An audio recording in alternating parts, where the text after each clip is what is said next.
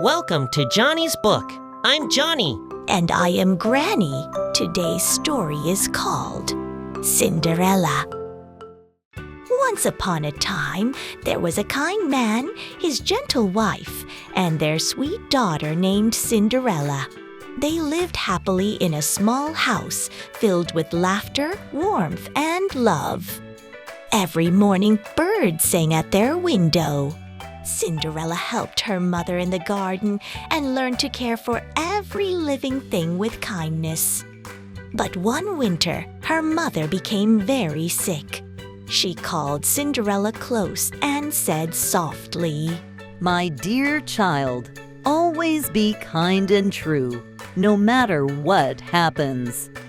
Cinderella held her mother's hand until the last moment. When spring came, flowers bloomed again, but her mother was gone. The house felt quiet and empty. Cinderella's father tried to smile again for his daughter. After many lonely months, he met another woman who seemed kind, and he decided to marry her, hoping to bring joy back into their lives. The new wife came with 2 daughters of her own. At first, Cinderella hoped they would become one happy family. She welcomed them with her gentle heart. But soon she saw their true nature. The stepmother was proud and cold, and her daughters were spoiled and selfish. They whispered together and laughed at Cinderella's simple clothes. Not long after the wedding, Cinderella's father was called away for work in a far-off town. He kissed Cinderella goodbye and promised to return soon. "Be good and take care of yourself," he said kindly. When he left, the house no longer felt like home. The stepmother gave orders from morning to night, and the sisters complained about everything. Cinderella had to rise before dawn to light the fires, sweep the floors, and fetch water from the well. Her hands grew red and rough. Sometimes she sat by the fireplace, covered in soft gray ashes from the cinders. Her stepsisters laughed and said, "Look at her! She's always in the cinders! Let's call her Cinderella!" The name meant the girl of the ashes. Cinderella never answered with anger. She only smiled gently, for she knew that kindness was stronger than unkind words.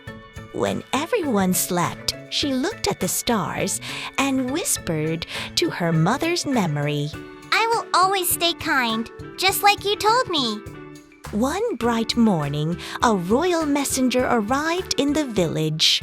He announced that the king would hold a grand ball at the palace.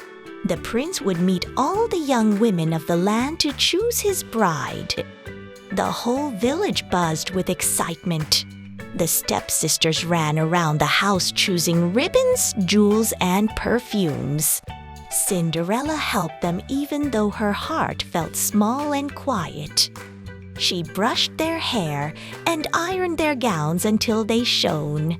Her fingers ached, but she smiled when they twirled in front of the mirror. "May I go to the ball too?" Cinderella asked shyly. Her stepmother laughed. "You? In that old dress?" The sisters giggled until tears came to their eyes. When the carriage finally arrived, the 3 of them climbed in proudly. Cinderella watched from the doorway and waved goodbye.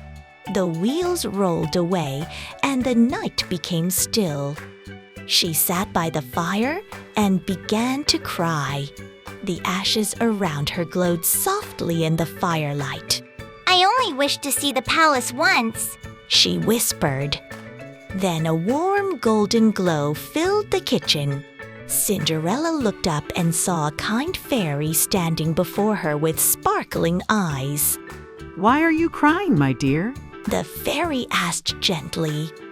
Cinderella told her everything. The fairy godmother smiled kindly and said, You have a good and gentle heart. You deserve a little magic tonight. With a wave of her wand, silver light swirled through the air. The pumpkin by the door turned into a golden carriage. 6 white mice became horses, and a gray cat became a footman with a soft purr.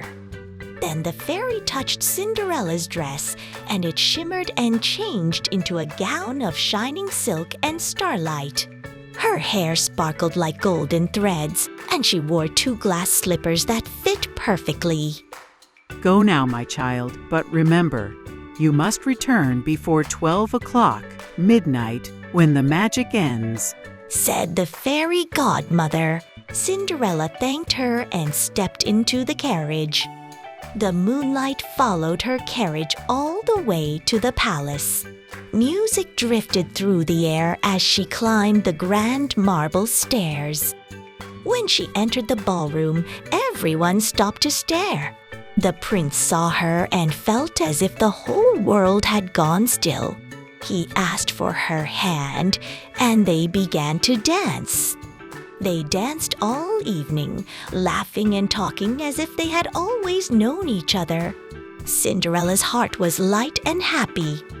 But when the first bell of midnight rang, she gasped. Oh, I must go. She cried. She ran down the steps so quickly that 1 glass slipper slipped from her foot. The prince ran after her, calling out, but she was gone. He picked up the glass slipper and held it close, whispering, I will find her. The next morning, the prince sent his guards to search every house in the kingdom. Each young woman tried on the slipper, but it was either too large or too small. At last, they came to Cinderella's home. The stepsisters tried first, pushing and pulling their feet, but the slipper would not fit. Cinderella watched quietly from the corner. May I try? She asked softly. The guard smiled and nodded. Cinderella placed her foot inside, and it fit perfectly. At that moment, the fairy godmother's gentle magic filled the room. Cinderella's dress shimmered once again, and the prince recognized her at once. He smiled and took her hands. You are the one I danced with, he said with joy. Cinderella felt tears of happiness in her eyes. Soon after, the prince and Cinderella were married in a beautiful celebration. Her father returned home at last and wept with joy when he saw his daughter so happy.